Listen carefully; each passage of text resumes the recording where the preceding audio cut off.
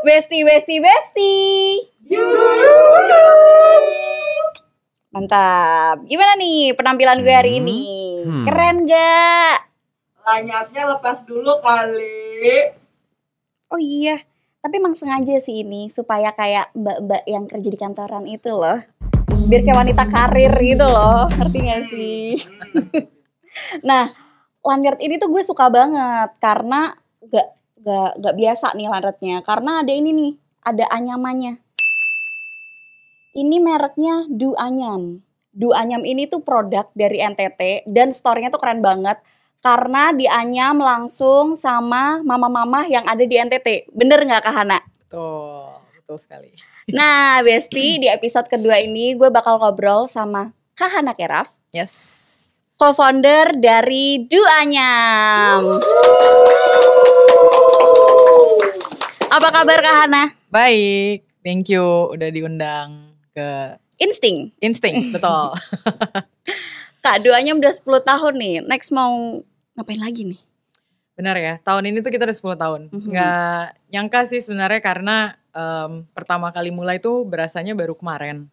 Tahu-tahu ngelewatin tahun ke tahun, tahu-tahu udah nyampe tahun ke-10 aja udah ya. berasa. Benar gitu, awalnya kan juga mulainya ya memang pengen Du Anyamnya menjadi besar dan panjang umurnya. Tapi nggak nyangka aja sih sampai tahun ke-10 dan ya tahun ini tuh kita juga masih meresapi bahwa it's been a decade loh, benar-benar 10 tahun dan membangun usaha yang benar-benar dari daerah yang cukup terpencil kan, Flores Timur, terus produknya bisa sampai ke seluruh republik ini, bisa bahkan sampai ke luar negeri gitu. Itu kan sesuatu yang ya memang diinginkan dari awal, tapi ternyata nggak gampang gitu 10 tahun kemarin. Jadi benar tahun ini tahun ke-10 kita lagi mikir nih 10 tahun ke depan dan 10 tahun berikutnya itu mau ngapain aja kan. Karena nggak bisa kan si Du Anyam ini 10 tahun terakhir tuh sama terus gitu. Perlu ada inovasi-inovasi dan perkembangan yang dilakukan di 10 tahun yang ke depan gitu. Kira-kira apa tuh Kak?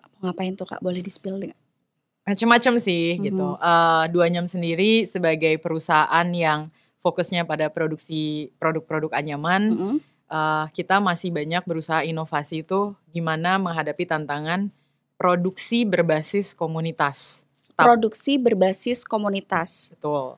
Dan berbasis komunitas tuh kalau biasa orang-orang nyebutnya produksi rumah tangga gitu ya, usaha rumah tangga, industri rumah tangga ya biasa nyebutnya. Tapi bayangin rumah tangganya ini tuh ada ratusan bahkan ribuan. Nah gimana caranya 10 tahun kemarin itu kita perkembangannya tuh nyari desain produk, branding, nyari pasar. Nah tahun 10, 11 dan seterusnya ini PR kita adalah gimana supaya si produk-produk ini tuh bisa dijual dalam jumlah yang besar, di waktu yang tepat, dan pastinya gak cuma dalam negeri tapi terus sampai ke internasional luar negeri. Nah Kak tadi kan di awal aku sempat bilang kalau produknya dibikin sama perempuan mama-mama yang ada di NTT, betul ya Kak ya. Nah kalau sampai sekarang ini nih, sampai 10 tahun ini udah ada berapa sih Kak perempuan-perempuan perajin anyaman itu kira-kira aja?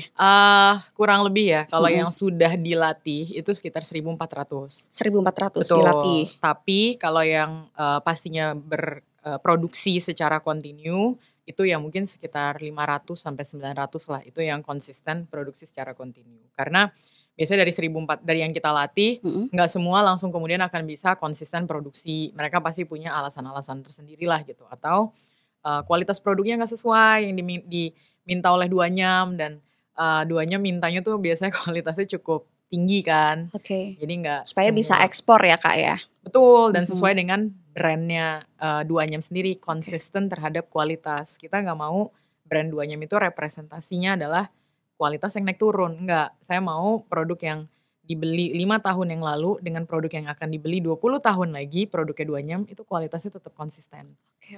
Walaupun desainnya berubah-ubah. Nah, jadi ya ada sekitar berapa ya? 500 sampai 900 tuh yang konsisten produksi. Dan selama 10 tahun terakhir juga kita sebenarnya bukan cuma di NTT loh. Kita tuh sempat di Papua. Di Papua ada. Di Nabire, sama di Kalimantan Selatan. Ada 3 berarti ya, NTT, provinsinya 3 betul.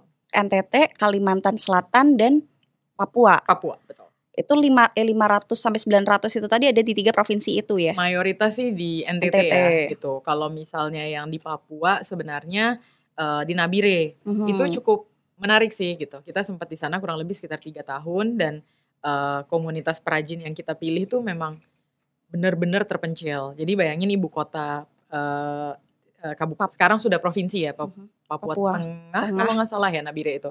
Nah jadi dari ibu kota itu si Nabire, kita harus 8 jam naik kapal ke desa Anyamannya. Nah di desa Anyamannya 8 jam tuh pergi aja tuh.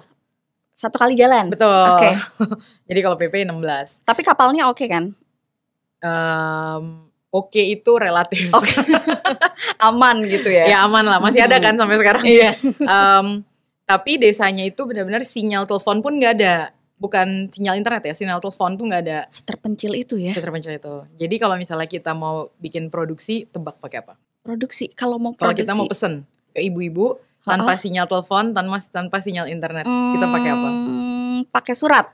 Ya, satu adalah surat. Bener. Ya, surat. dititip di kapal puskesmas. Yang satu lagi adalah pakai radio. Hah, Kak, bentar. Oke deh, kalau surat dulu aku ngerasain lah. Kalau mau berkomunikasi sama sahabat pena ya enggak, itu pakai surat gitu. Tapi kalau pakai radio tuh gimana? Kayak request lagu gitu Kak? Iya. Hah? Jadi ada jam-jamnya di RRI kan, di sana adanya Radio Republik Indonesia. Mereka ada jamnya, kita bisa pesan gitu di jam berapa. Satu kali bayar pesen tuh 100.000 apa 150, berapa gitu pokoknya. Kayak iklan gitu ya Kak? Iya, jadi gitu memang kan kita butuh kan sebagai perusahaan. Terus kita bayar, lalu kemudian nanti disampaikan gitu pesannya. Tapi itu nanti satu kabupaten dengar pesan kami gitu. Satu bahwa kabupaten Nabire waktu itu masih Kabupaten Nabire ya, sekarang udah provinsi. Ya waktu itu sekabupaten tuh pasti dengar, yang pasang RRI ya pasti dengar. Nah biasanya kita pesannya kayak Mama Hana gitu misalnya ya. Mama Hana dan mama-mama ini tolong pesanannya noken yang seperti ini, ukuran seperti ini dikirimkan nanti tanggal sekian untuk nanti dari Pelabuhan Samabusa kami kirim ke Jakarta gitu-gitu. Jadi semua tuh pakai RRI. Datang produknya nanti. Aku tuh lebih mengkritisi gimana tekadnya Du Anyam sih Kak, sampai ke situ gitu loh, sampai ke desa-desa terpencil itu gitu. Produknya menang itu loh, menang Inakraf Award waktu itu tahun 2000.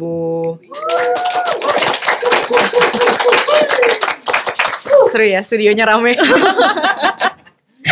Tahun 2019 apa 2018 tuh menang. Terus sempat kita bawa ke pameran di Milan juga gitu. Tapi ya itu karena produksinya sangat tertantang dengan infrastruktur, jadi akhirnya kami belum melanjutkan. Ada beberapa produknya yang masih ada nih, hari ini kita nggak ada. Tapi produknya ada beberapa yang di kantor Jakarta 2 Anyam tuh masih kita simpan gitu. Kak, tadi kan berarti permasalahannya ada di logistik. Kalau kita ngomongin rantai pasok gitu ya Kak ya. Boleh dong. Ya. Kalau kita ngomongin rantai pasok, Kak Hana kan kayaknya concern banget nih ya Kak sama rantai pasok. Karena ini ada produknya tapi nggak sampai nih. Nggak sampai ke customer gitu. Ada produk bagus tapi nggak sampai ke customer. Nah mungkin peran Du Anyam ada di sini ya Kak sebagai agregator ya. Ada di tengah-tengah itu ya Kak, antara pasar sama si produsen sama si perajin-perajinnya itu. Nah dari Du Anyam tuh gimana sih untuk mencapai agar si perajinnya itu bisa sampai gitu ke pasarnya? Sebenarnya mungkin saya cerita sedikit, ada satu order yang cukup bikin kami tuh belajar gitu ya, satu klien yang sebenarnya cukup banyak lah ya klien-klien dan sales yang kami lakukan tuh yang menjadi pembelajaran. Tapi buat saya salah satu yang paling menarik tuh adalah ketika kita mulai bekerja sama dengan world's biggest furniture retailer. Jadi dia penjual furniture terbesar di dunia. Itu IKEA. Jadi di situ salah satu yang kami pelajari adalah kami baru sadar bahwa pengiriman dari Port Flores Timur, Larantuka ke Jakarta itu 3 kali lebih mahal daripada Jakarta ke Hong Kong. Berarti di logistiknya ada masalah gitu? Karena costly mahal banget kan? Mahal. Ya.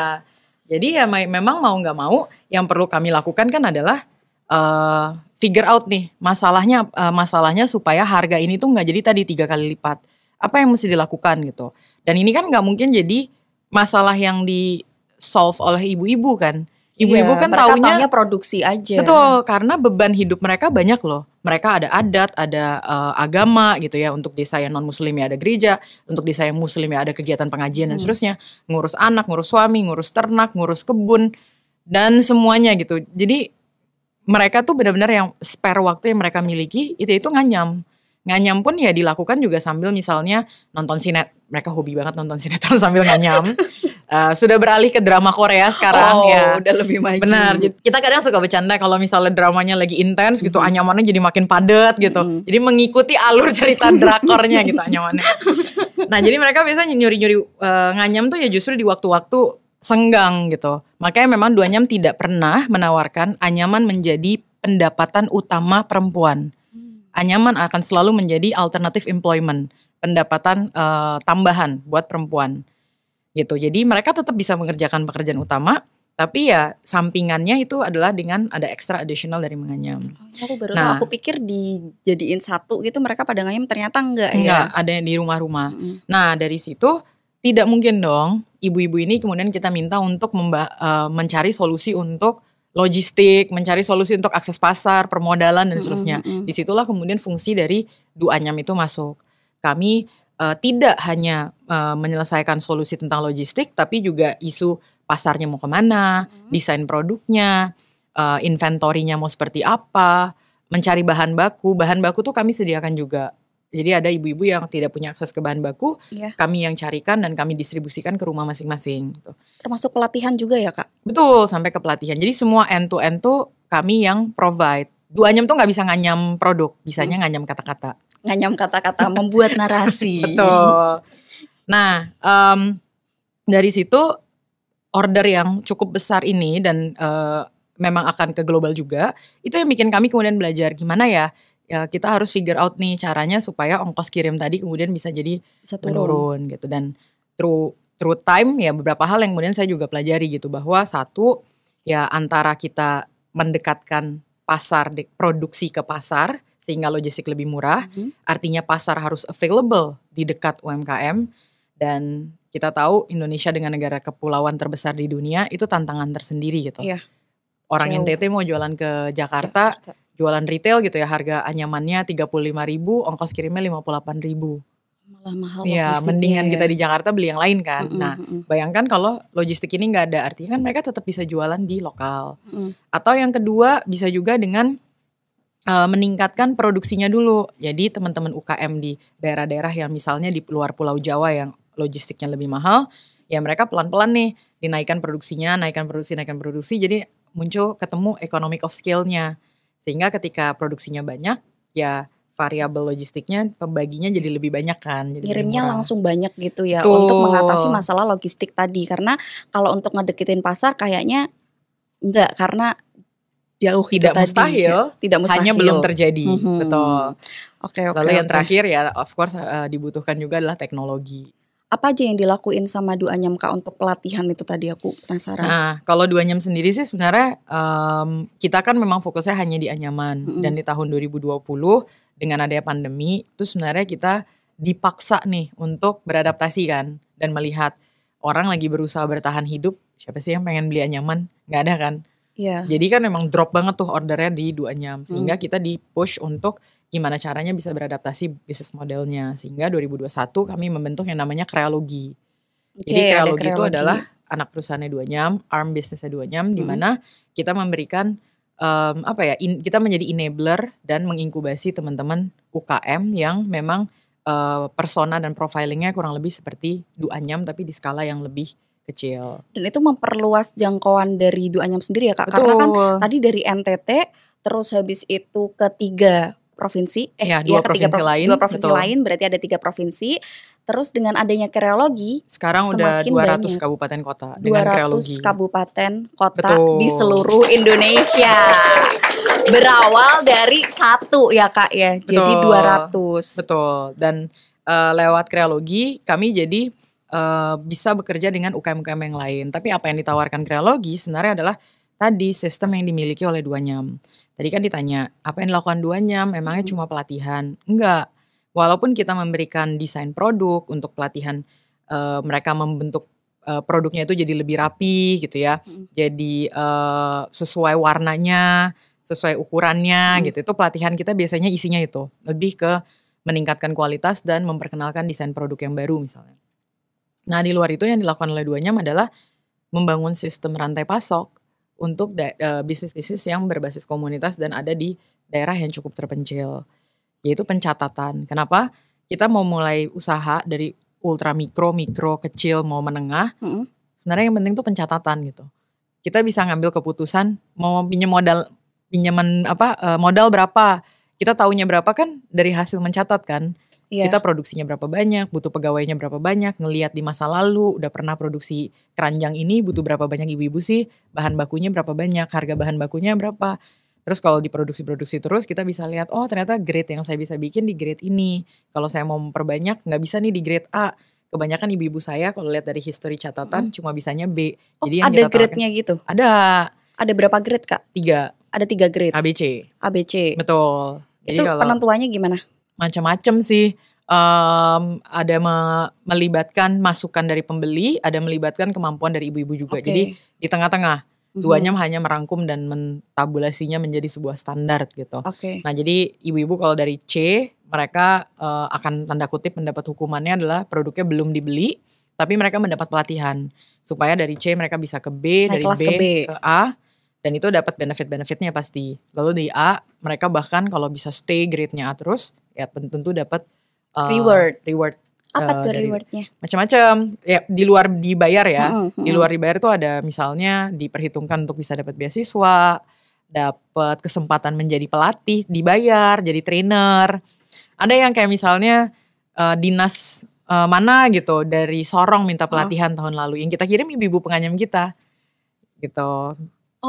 Kita ke Aceh diminta pelatihan menganyam. Ya ibu-ibu ini yang tadi grade A ini yang kemudian yang dapat reward itu tadi. Yang mereka tuh belum pernah menjadi trainer, tiba-tiba diminta public speaking gitu. Itu kan reward yang sangat besar kan. Gitu, confidence mereka sebagai perempuan, confidence mereka sebagai seorang produsen dan kemudian mendengar produk saya diakuin ya gitu. Itu kepercayaan diri meningkat, mereka akan semakin semangat untuk menganyam produk yang baik gitu. Dari Duanyam ini tuh ada 2 hal sih Kak yang apa tuh? Perempuan pastinya yang pertama. Terus yang kedua, karena kita ngomongin soal anyaman ini tadi budaya ya Kak ya, pelestarian budaya. Apakah benar itu yang mau disampaikan sama Duanyam? Ya benar, biasanya kita 3 sih, pemberdayaan perempuan, pelestarian budaya, satu lagi saya bisa dimarahin semua orang. Ada satu lagi. Ya ada kalau peningkatan ekonomi deh kayaknya. Peningkatan ekonomi. Peningkatan ekonomi. Perempuan sama tadi pelestarian budaya. Ada 3P ya. Kenapa 3? Apakah karena foundernya Duanyam ini ada 3? Bener juga, saya nggak tahu kenapa 3 ya. Enggak. Alasannya karena co-foundernya 3 enggak. Karena co-foundernya sebenarnya ada yang lain kan juga ya. Kemudian tidak masuk dalam board. Sebenarnya co-founder murni kan tidak 3 gitu. Kenapa 3 saya kurang tahu sih. Saya coba evaluasi lagi ya 10 tahun yang lalu.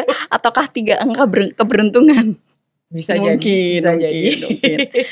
Kak, sekarang aku mau bahas soal pasar. Karena kan tadi udah sempat disinggung tuh yang udah sampai ke IKEA gitu kan. Berarti kan itu aku bisa bilang udah go internasional gitu. Cuman sebelum ke situ aku pengen tahu nih kalau untuk pasar di nasional sendiri itu tuh sebenarnya Duanyam itu pakai konsep B2C atau B2B? Duanyam itu 95% bisnisnya B2B. Kami sangat menghindari B2C. Kenapa?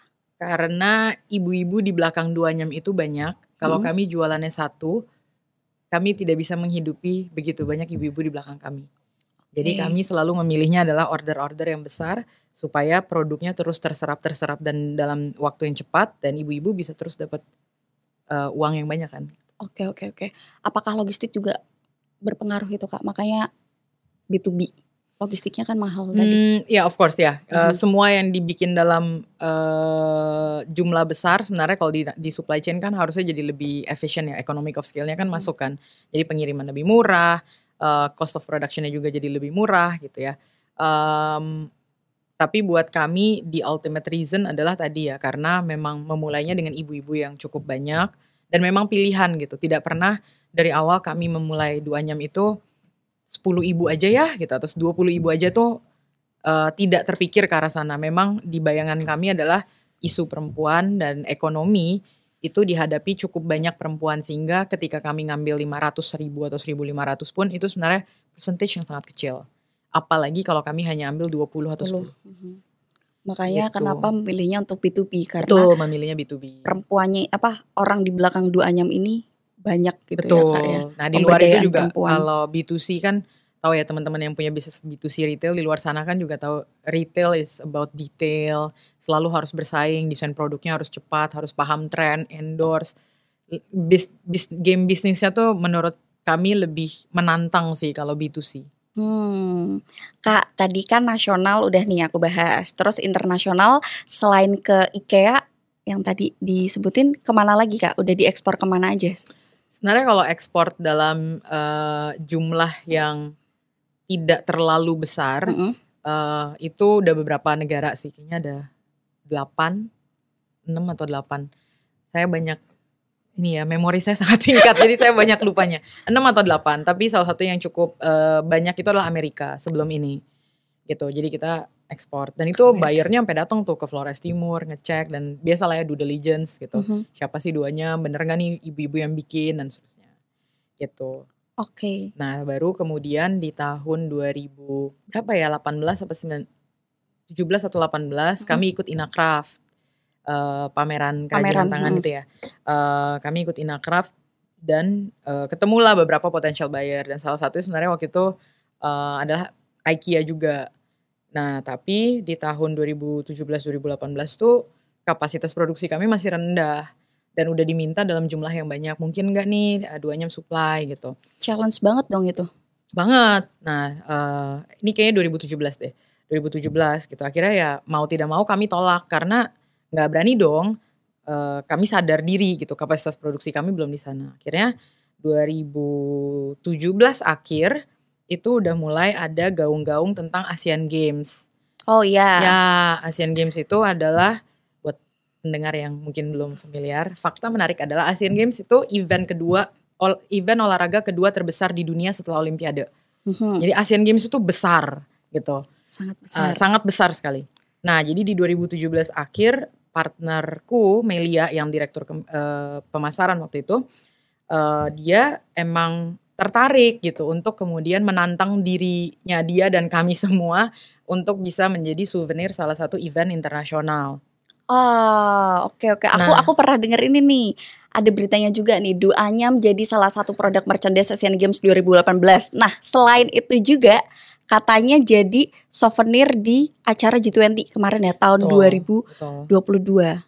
2022 bener kan, G20 2022. Sebenarnya selain Asian Games, habis itu sampai ke G20 ada beberapa sih, ada IMF, ada beberapa lah event-event yang sebenarnya cukup besar. Bukan dua event itu aja. Ternyata cukup ada banyak, lain. ya, ada cukup banyak gitu. Tapi mungkin ya publikasi kami kurang kali ya.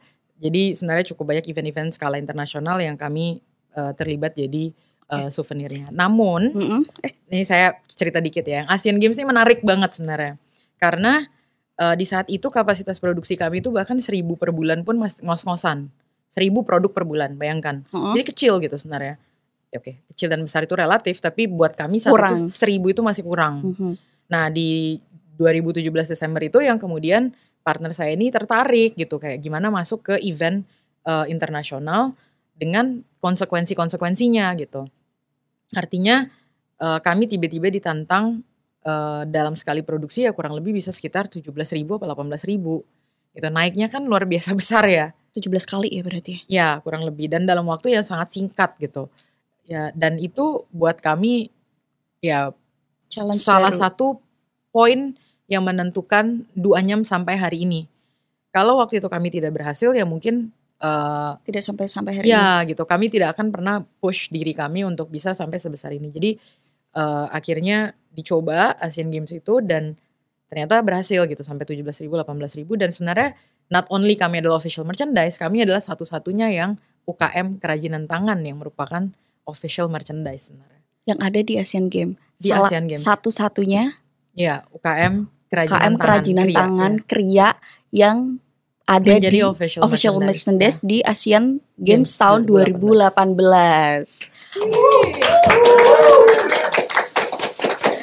Nah Kak, tadi kan bilang tuh kalau mungkin kurang dipublikasi. Tadi kan Kak Betul, Hana bilang iya. kayak gitu kan. Coba Kak, mumpung kita lagi ada di Insting gitu Kak, boleh gitu Anyam dipublikasiin. Selain di Asian Games 2018, ada di G20 2022, ada di mana lagi? Seperti yang tadi saya bilang, ingatan saya sangat singkat. Jadi saya tidak ingat ada di mana aja. Tapi mungkin kalau ditanya dari semua achievement selain Asian Games 2018 yang saya bangga sekali, mungkin buat saya adalah terpilih menjadi satu dari 12 supplier sustainable-nya IKEA di dunia.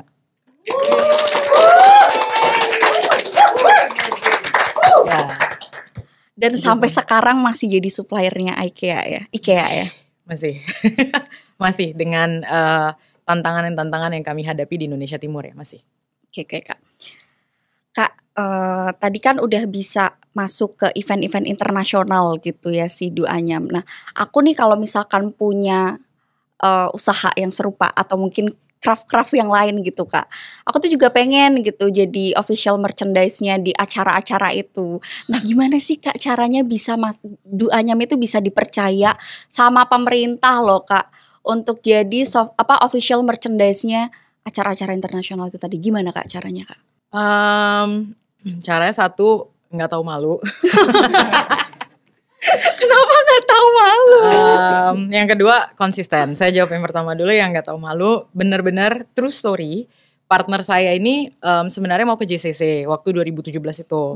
Terus karena JCC waktu itu parkirnya penuh segala macam, dia akhirnya dengan kendaraan publik lah gitu atau parkir di tempat lain. Pokoknya dia ada di seberangnya GBK, ada satu kompleks lah gitu yang ternyata digunakan oleh INASGOK kalau nggak salah, yang merupakan komite pelaksana Asian Games 2018.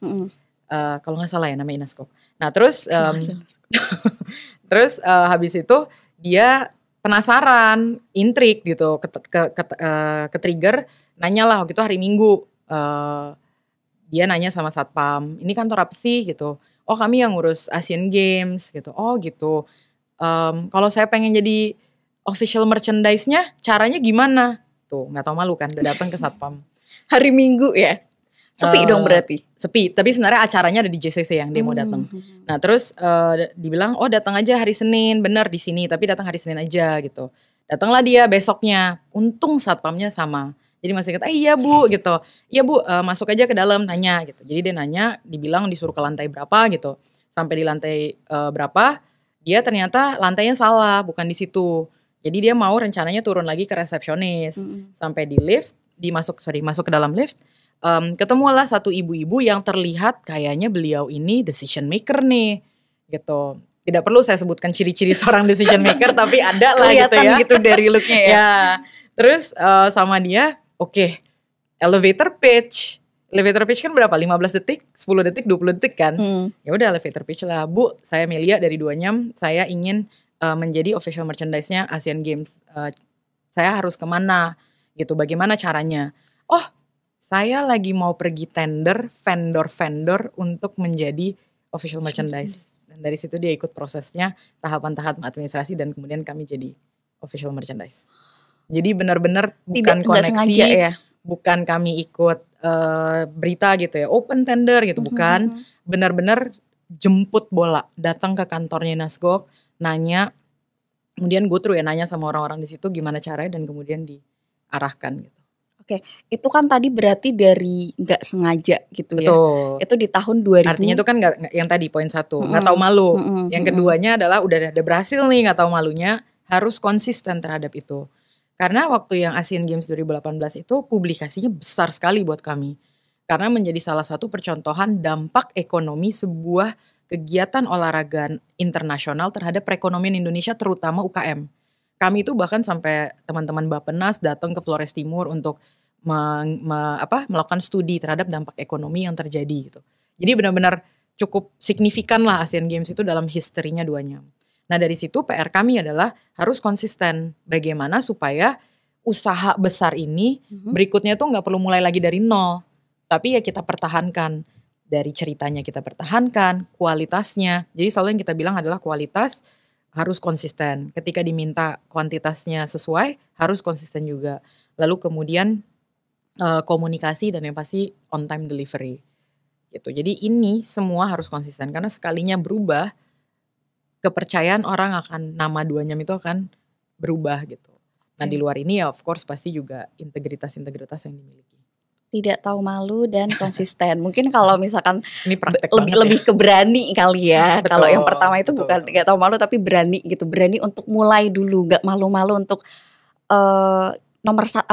untuk menjadi pertama gitu kan ya Kak ya. Betul, dan itu sering kejadian sih dimana kita ngelihat teman-teman yang lain pas lagi ada event mereka duh nggak enak atau duh takut atau duh takut malu. mulai. Betul. Nah biasanya kami tuh kalau bercandanya di antara kami bertiga dulu di Duanyam pas awal-awal banget ya terutama, kami tuh bahkan berlomba di antara kita kalau ada event, siapa yang bisa kenalan dengan orang paling banyak dalam event itu. Kenapa gitu? Ya supaya kita bisa dapat jaringan ngejalin pasar, koneksi ya. networkingnya. Networking. Jadi kalau misalnya kita pulang ada yang dapat yang lebih rendah, kenapa kok lo bisa networkingnya lebih rendah? Enggak, tadi gue lama ngobrol sama ini gitu. Jadi ada itu kan evaluasinya. men-challenge diri kami sendiri kan. Jadi kalau dalam waktu periode 1 tahun kita ketemu sama 1.000 orang, nggak mungkin dong dari 1.000 itu nggak ada yang bisa diajak kerjasama untuk akses pasar, nggak bisa diajak kerjasama untuk nggak tahu jadi konsultan desain produk dan seterusnya. Berarti dari yang 2018 itu Asian Games terus berlanjut ke G20 yang tahun 2020 itu dengan story yang sama atau kayak ikut tender lah atau segala macam atau dari habis gitu? Asian Games dengan semua networking dan brand yang sudah terjadi biasanya kita akan di refer sih. Biasa akan kayak di notice gitu ya. Ya, kayak misalnya tadi pagi juga ada yang WhatsApp saya, "Halo Mbak Hana, saya ini dari dari kedutaan Indonesia di luar negeri. Saya ini dari kedutaan di luar negeri, saya dapat kontaknya dari sini. Kami mau pameran nih tanggal sekian di bulan ini. Duanyam siap nggak produknya berapa banyak?" Nah itu udah jalan sendiri tanpa kita yang perlu ngontak. Ada orang lain yang kemudian memperkenalkan. Tapi PR kita konsisten. Berarti networking tuh penting banget ya Kak Hana sangat ya? penting. Sangat penting. Dalam menjalankan bisnis tuh networking sangat penting ya, sangat dibutuhkan. Sangat penting dan sangat susah karena harus di-maintain gitu kan. Udah lama gak ngobrol mesti catch up lagi. Terus kemudian harus updated juga kepada isu-isu kan. Ntar tiba-tiba network kita ngomongin apa, kita kayak apa itu Pak gitu. Saya kurang tahu. Nah itu kan juga gak bisa. Kita kan tadi udah ngomongin soal gimana pasarnya, terus gimana Kak Hana bisa dan partner ya dan teman-teman tuh bisa memperkenalkan Duanyam ke internasional gitu sebagai official merchandise di acara Asian Games dan G20 gitu kan. Nah sekarang aku mau ngebahas soal social planner karena menurut aku Duanyam ini bukan cuma cari cuan, tapi juga isu pemberdayaannya itu loh guys. Jadi bisa dibilang Duanyam ini social planner ya Kak ya? Memang kami kewirausahaan sosial. Oke. Nah Kak, aku ngebayangin kalau misalkan bisnis itu kan supaya bisa sustain, supaya bisa lama gitu umurnya, ya harus cuannya harus banyak gitu. Nah untuk social planner sendiri nih Kak, gimana caranya Duanyam ini bisa sustain 10 tahun ini dengan social plannernya itu Kak? Saya juga sering bertanya-tanya sih, kok bisa ya? Kok bisa gitu? Satu, mungkin kalau misalnya tanya kenapa bisa bertahan, the ultimate answer pasti adalah ibu-ibu. Ini juga sebenarnya bagus untuk teman-teman UKM lain gitu ya, bisa refleksi. Ketika punya usaha, kenapanya, why-nya tuh harus kuat. Apakah untuk memang pengen menghidupi keluarga, dan itu gak apa-apa gitu, apakah saya pengen punya uang, tapi it has to be so strong. Jadi ketika kita mau menyerah, kita balik lagi ke why-nya ini dan kemudian batal nyerah gitu. Nah itu kejadian berkali-kali sih di Duanyam, dimana Duanyam kan kelihatannya kayak wah seru banget gitu, kayak wah kayaknya positif aja gitu. Sebenarnya gagalnya banyak banget di belakangnya gitu, dan berkali-kali juga beberapa kali kepikiran kayak duh capek banget ya, duh mau dilanjutin gak sih gitu. Sempat mau nyerah juga? Oh ya ada, lebih dari sekali. Wow. Dan itu selalu yang kita kemudian kembali berpikir adalah ibu-ibu gitu. Kita mungkin bisa menyerah dan kemudian memilih opsi yang lain. Tapi kalau ibu-ibu, kita kan udah bangun nih supply chain-nya.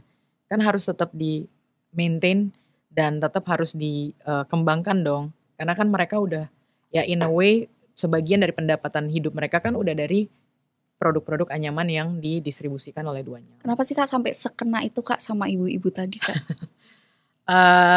Panjang lah kalau itu ceritanya, banyak historinya. Cuma kalau dari saya pribadi ya sebagai orang NTT yang lahir besar di luar NTT di Jakarta maupun di luar negeri, saya pengen sekali berkontribusi kembali kepada tanah leluhur lah gitu. Itu cerita singkatnya, kurang lebih seperti itu.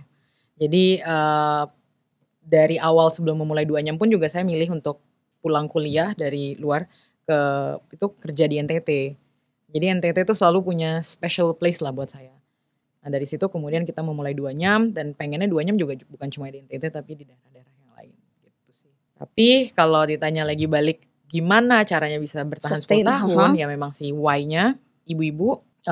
Lalu kemudian berikutnya adalah buat saya berkali-kali gitu ya menelaah juga tim sih. Kayak ketika punya tim yang benar-benar kita solid, dan solid tuh nggak berarti kita nggak berantem, solid tuh nggak berarti saya dibenci sebagai pimpinan dan seterusnya, enggak ya. Tapi dengan dinamikanya ternyata ya mereka juga menjadi reason gitu untuk kemudian menjalankan bisnisnya bisa sustain. Dan itu penting gitu kalau misalnya kita menjalankan usaha, finding the right people yang bisa bantu kita tuh juga selalu jadi isu, kendala gitu. Berarti tadi yang pertama ibu-ibu, yang kedua tim. So, teamwork. In conclusion, people. Oke. People selalu menjadi alasan paling utama sih menjalankan. Kalau social enterprise ya, kalau bisnis yang lain kan macam-macam, ada tantangannya, misalnya suka membuat inovasi gitu. Itu juga kami suka berinovasi, membuat sesuatu yang orang bilang kita nggak bisa, kita mau buktiin, lo lihat kita bisa gitu. Itu ada juga lah ego-ego yang seperti itu. Itu terjadi diketawain dari awal bikin Duanyam, bilang ngapain jual kerajinan tangan, hahaha gitu. Kuliah jauh-jauh ngerjainnya produk anyaman, nggak malu ya gitu, udah sekolah jauh-jauh dan segala macam. Itu ada banyak banget. Ketika kita mau nyari modal juga dibilang kayak nggak akan bisa.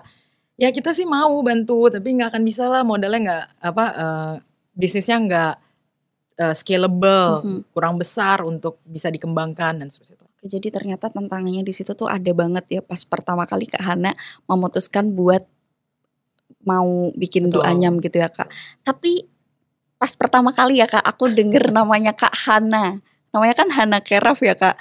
Aku pikir tuh karena Kak Hana ini ada di bidang craft, jadi namanya Hana Keraf. ternyata namanya asli Hana Keraf gitu. Betul. Apakah itu adalah bagian doa dari orang tua Kak Hana gitu? Tidak, orang tua saya tidak mendoakan saya ada di bikin kerajinan tangan. Itu saya for sure tahu, karena keputusan saya kembali ke NTT selalu menjadi pertentangan dengan orang tua saya. Gitu. Jadi mengerjakan ini bukan didukung tapi malah ditentang. Enggak, justru ditentang. Kan Bapak ya sekilas cerita, orang tua saya, ayah saya itu terutama dari desa yang cukup miskin di NTT, namanya Lamelera. Jadi beliau anak nelayan yang kemudian merantau ke Jakarta, dapat beasiswa sampai S2 S3 ke luar negeri, sendiri tuh dia bikin. Terus kemudian ada anak-anaknya juga bisa dapat beasiswa ke luar negeri, tapi milih balik ke NTT. Jadi buat dia itu pertanyaan besar. Saya berusaha keras keluar dari NTT, kenapa kamu balik lagi ke NTT? Ini nggak masuk nih dalam plan saya gitu. Jadi itu selalu jadi pertentangan di antara kita. Tapi ya setelah sekarang beliau melihat bagaimana besarnya impactnya juga, ya beliau kayak ya sudahlah, kayaknya memang harus ada orang-orang seperti ini yang di Indonesia untuk membantu ke masyarakat. Dan ini extraordinary banget loh Kak Hana tuh, bagi aku tuh extraordinary banget loh. Boleh tepuk tangan dulu.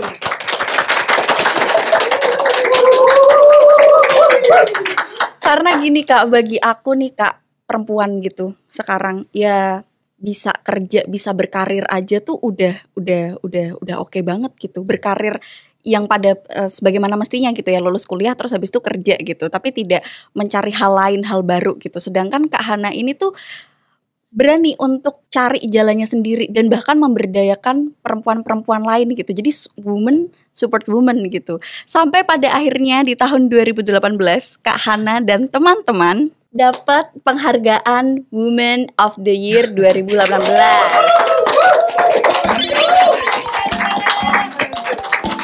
Kak ini nggak bokis ya Kak, tapi dari tadi ngobrol sama Kak Hana tuh aku merinding karena kayak memberdayakan perempuan. Kok aku kayaknya masih cari cuan aja ya Jangan gitu. dong. Kita juga nyari cuan kok, kita nyari cuan. Ada cuannya tapi ada pemberdayaannya juga gitu. Nah, karena ini kita sesama perempuan nih Kak, dan banyak juga kan teman-teman UMKM ini tuh didominasinya bahkan sama perempuan-perempuan gitu. Boleh gak sih Kak kasih inspirasi? Karena kita lagi ada di insting inspirasi penting gitu Kak. Bisa gak sih aku minta beberapa patah kata? Beberapa patah kata gak tuh? Maksudnya pesan-pesan inspiratif dari Kak Hana buat teman-teman kita, buat bestie-bestie UMKM kita nih Kak, terutama perempuan. untuk perempuan gitu. Ini kali ya, small is beautiful gitu. Biasanya teman-teman ketika bikin UMKM, terutama perempuan tuh suka merasa oh kita tuh harus besar. Kayak bikin bisnis tuh nanti akan progressing besar dan kayaknya end game-nya tuh harus kayak gede banget gitu.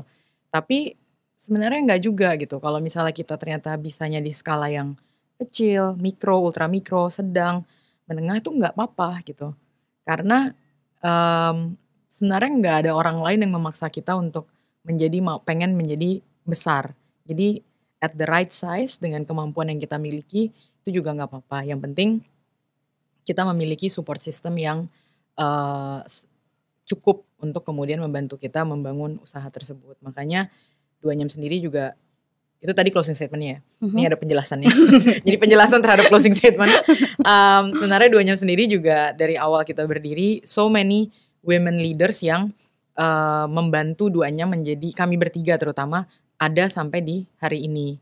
Gitu. Jadi name it lah perempuan-perempuan yang udah jadi leader prominent di Indonesia. Ada Bu Erna Witular, a lot of them gitu ya, ada Karani Sofyan dan seterusnya, itu yang selalu memberikan advisory kepada kami gitu. Dan kedepannya hopefully saya dan teman-teman yang lain, 2 yang lain juga terutama, kami ingin menjadi mentor untuk teman-teman UKM perempuan sih, terutama yang muda dan dari daerah yang cukup terpencil di Indonesia, untuk mendapatkan advisory yang sama seperti yang pernah kami dapatkan 10 tahun terakhir. Supaya ada Kak Hana lain, supaya ada lokal heroes lain gitu ya Kak ya.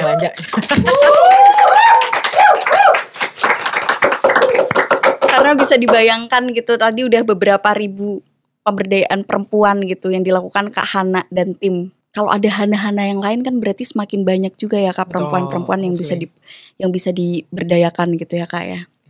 Oke. Nah, Besti, itu tadi obrolan gue sama Kak Hana yang tentunya inspiratif. Banyak banget pesan-pesan inspiratif yang bisa kalian dapatkan gitu kan. Nah, perlu kalian catat juga karena kita lagi ada di insting, lagi ada di inspirasi penting. Kita sebagai perempuan, sebagai UMKM itu bukan hanya mencari cuan, tapi bagaimana kita juga bisa memiliki manfaat, kita bisa berdampak dengan perempuan-perempuan yang lain atau untuk teman-teman UMKM yang lain. Nah Kak Hana, thank you banget ya Kak hari ini udah mau ngobrol sama kita di Insting. Semoga 2Nyam makin lancar, makin ada 10 tahun ke depan buat 2Nyam. Amin. Nah buat bestie-bestie UMKM kita nih, jangan lupa tonton terus Insting, inspirasi penting, karena next bakal ada narasumber-narasumber yang bakalan ngasih inspirasi-inspirasi menarik lainnya. Dan jangan lupa untuk like, comment, dan subscribe. Thank you.